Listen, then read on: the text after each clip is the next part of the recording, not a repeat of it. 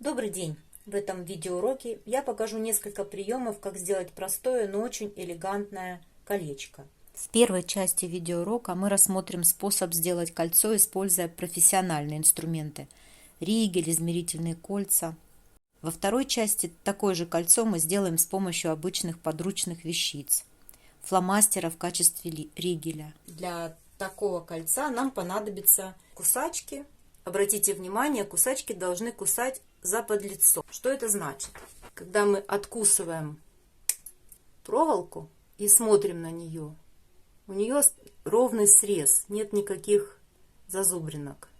Следующий нам понадобится инструмент – плоскогубцы с плоскими губками. Эта поверхность, внутренняя поверхность губок должна быть плоской. И очень хорошо нам помогут утконосы. Это такие же плоскогубцы, у них тоже плоские губки, но немножко завернутый носик. Поэтому легко достать до труднодоступных мест. Нам нужен измерительный инструмент. Если вы делаете кольцо на заказ, и человек перед вами, то вы можете дать ему померить, какой у него размер пальца, и потом использовать это кольцо для того, чтобы в точности такое же сделать свое кольцо. Также нам может пригодиться ригель для колец. Вот если вам человек померил палец, сказал, мне вот этот подходит, вы надеваете на ригель, делаете отметку фломастером или чем-то острым, царапинку, запоминаете, и потом в этом месте будете делать кольцо. Конечно, если вы делаете кольцо на заказ через интернет, просите человека дать ему размер, и вот у вас есть еще один инструмент измерительный, у которого написаны все размеры.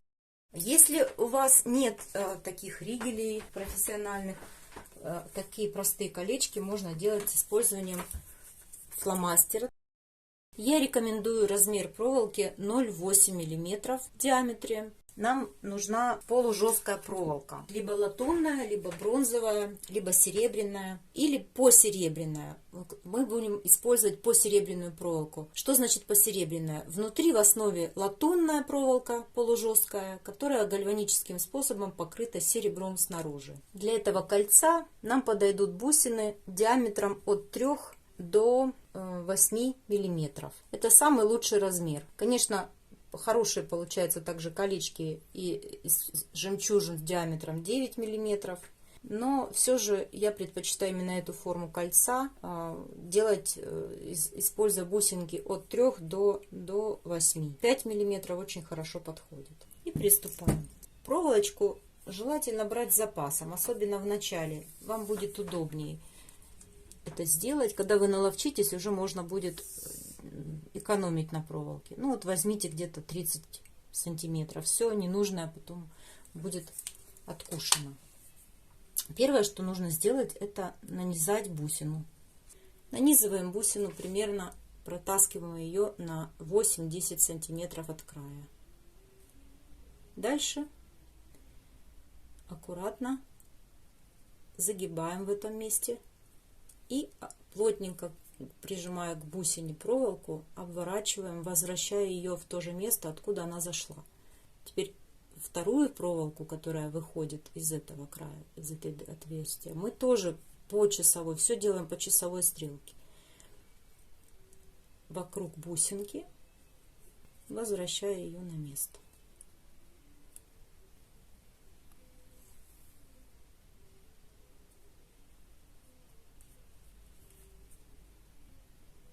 Вот получилась такая бусинка, полностью она никуда уже не может двигаться, она хорошо зажата нашими обмотками. И вот посмотрите, вот этот краешек вышел отсюда и вернулся сюда, а этот вышел отсюда и вернулся в эту сторону. Теперь мы немножко правим инструментом, вот, чтобы у этой проволоки было направление правильное. Откуда она пришла, туда она и пойдет дальше.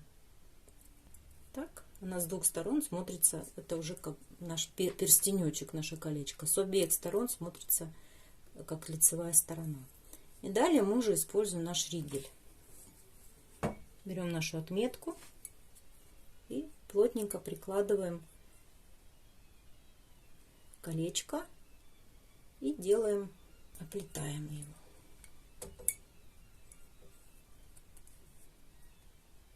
В одну сторону кусочком проволоки, в другую.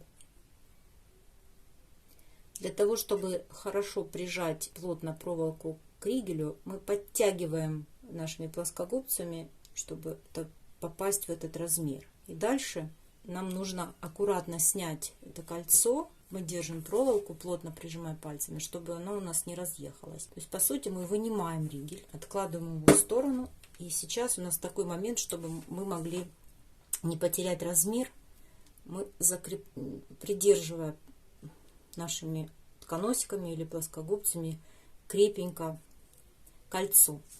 Теперь мы перехватываем. И дальше нам теперь понадобится откусить лишнюю длину проволоки. В данном колечке нужно учесть диаметр кольца. Это будет где-то максимум 1,5 сантиметра мы оставляем. Откусываем. И теперь при помощи, хорошо держим теми плоскогубцами, при помощи других мы и при помощи также наших пальчиков мы закручиваем эту проволоку вокруг основной проволоки. Закручиваем и немножечко прижимаем. Смотрите, у нас уже определилось колечко и должен, по идее, попасть размер в размер. Далее мы можем опять использовать ригель, либо пальцами хорошо ровненько прижать вторую часть проволоки. Опять же прижимаем, учитывая расстояние. Смотрим, влезет ли у нас в серединку кольца этот кусочек проволоки. Пробуем. Почти влез, но немножко не хватает расстояния размера колечка. Поэтому мы маленький кончик откусываем и продолжаем закреплять. Желательно сделать 3 витка, потому что это будет влиять на прочность нашего сцепочки здесь. Так, и возвращаясь в эту сторону, мы тоже делаем 3 витка.